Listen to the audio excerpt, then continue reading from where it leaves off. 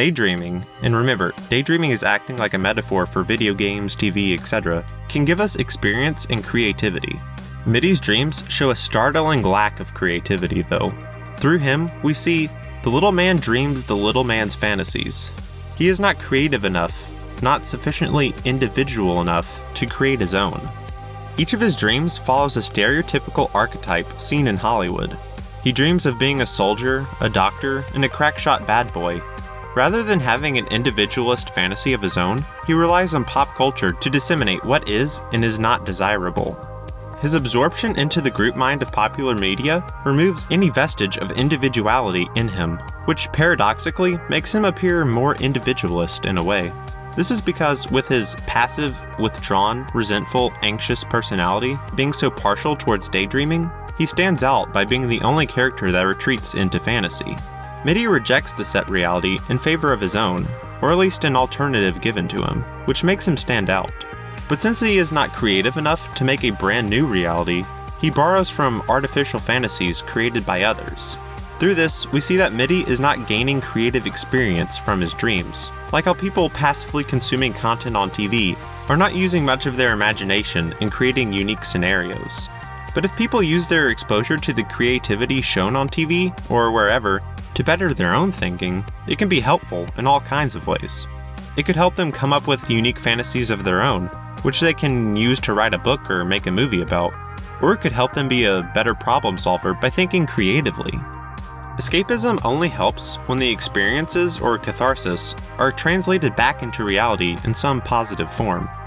If we leave everything in the fantasy and don't bring anything back but passive memories, escapism can serve no purpose but to put off our own inevitable deaths to some other day. Even if escapism only serves the purpose in our life to drive away boredom, when you are finished, get back up fighting and do something truly productive in reality. When daydreaming turns addictive and compulsive, it can overwhelm normal functioning, impeding relationships. When it comes to Mitty's case, it is unclear whether his daydreams are damaging to his relationships, or whether his relationships being damaged caused him to daydream. In either case, if he wishes to reconnect with reality, which might not even be worth it for him, he must put in the effort and stop escaping into fantasies as much, since he does it for about half his waking hours. There are plenty of other examples of escapist fiction to mention besides Walter Mitty with his daydreams, though I won't go as in-depth with them. He seemed to deserve all the attention because his story is so classic, and there's so much to learn from it. Also released in 1939, The Wizard of Oz can show us quite a bit about what escapism can do for us. With her retreat into the fantasy land of Oz, Dorothy is able to act out scenarios where she can deal with Mrs. Gulch, the neighbor who wants to take Toto away, and who is obviously represented by the Wicked Witch. Dorothy accidentally pours water on the witch, making her go away. Because the witch melts so easily, it shows the falsehood of her powers, and therefore Mrs. Gulch. The power at work in the real world is similarly constructed, opposable, and not natural. Dorothy can stand up to Mrs. Gulch, and she'll likely back down like a bully. Dorothy learns many other lessons from her dreams as well. Her adventures act not merely as escapism from her problems, but as a way in which to resolve those problems. Dorothy's views on home drastically change due to her dream. Before, the only reason she did not run away was because she thought Auntie Em was becoming sick from Dorothy leaving.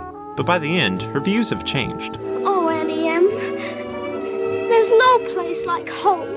Her change of attitude about home is one most runaway children and teens experience. Her dream directly solved her irrational desire to flee away from home by showing her what it would be like using a safe fantasy setting. Another case is Fight Club, where the characters create a violent fight club so they can have something to not talk about. The film argues that escaping from the system through stuff, through consumerism, like playing video games, watching shows and movies, or whatever else, is impossible because the system creates those things. So, if you want to get completely away from banal consumerism, good luck buying your way to catharsis. Really, the only way to get out of society is to just create your own, free from modern crapulitude. The main character turns to a view of anarchy, moving to a rundown part of town, rejecting societal norms like not letting a bunch of strangers with cameras enter your home, and blowing up some buildings, though that part is supposedly normal now. This argument is like the one proposed by Jean-Jacques Rousseau, Jean-Jacques Rousseau, written 244 years earlier, in 1755.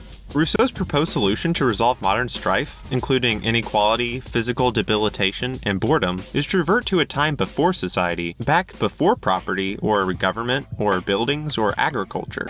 He sees modernity as something that has weakened mankind by removing us from our natural condition of hunting and gathering. Since we have so much time to sit around and contemplate the orbit of Saturn, we feel much more bored, and more importantly, we are unhealthier. It's important to keep in mind, though, that Fight Club and Rousseau's proposed solution is just as artificial as consuming the Elder Scrolls or Harry Potter. It is escapism, but requires the rest of society to bow to your wishes as well.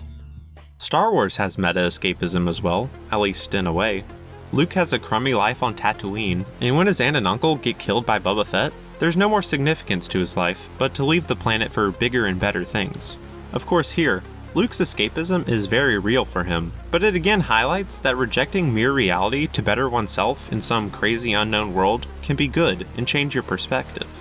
The same can be said for the 4 kids in The Lion, the Witch, and the Wardrobe, who not only escaped from World War II to be safe from the bombings, they also experienced the importance of friendship, love, and other such things.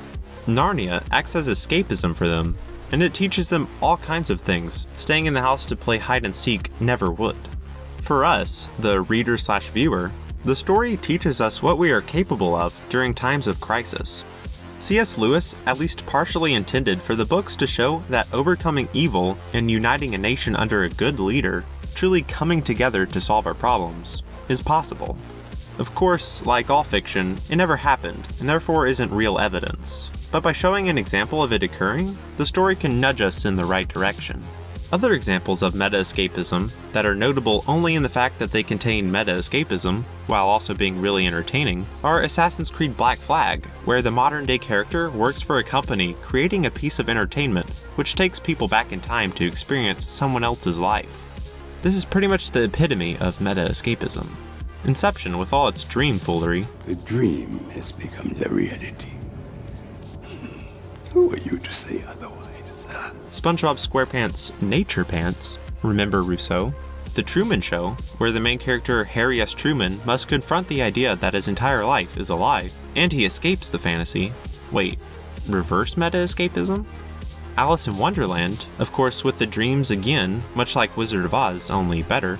Willy Wonka and the Chocolate Factory, where a mundane lower-class life of chocolate eating is relieved by a fantastical world of chocolate eating. Dread, or basically any story with drugs in it, I'll just bring up Dread because it's criminally underrated. Fahrenheit 451, or basically any dystopian story where the brain-dead masses overdose on escapism, in this case wall-sized TVs. And if I included Star Wars, I guess I would have to include Harry Potter too, because Harry is a complete ripoff of Luke. We learn quite a bit from these stories about escapism, which shows that our escapism into these stories is at least a little positive. We come to know many various reasons why characters, and therefore us, feel the need for escapism. Boredom, danger, unfulfillment, tornadoes, as well as why escapism must be done in moderation and must translate into some net benefit in the real world. Moving away from meta-escapism, because I've spent way too long talking about it, let's look back at Oblivion and other fantasies that are so outrageously detailed in their world building that it would seem no benefit would come from it.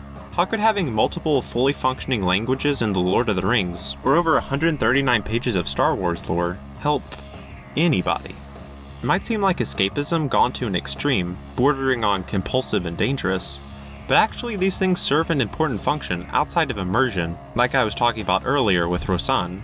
Though all these things enhance, though however minutely, their respective fantasies, they are more cathartic for the creator. Imagine getting to create a story in a world that truly works. It feels autonomous from you, like it could really exist. It has detailed maps, languages, architecture, people, and all that. It truly feels real, except that it isn't. Not only can fantasy be beneficial to the consumer, it could be even better for the creator. And when their creation feels so close to reality they can almost taste it, they can gain a temporary, though dilute, feeling of power, that of a god.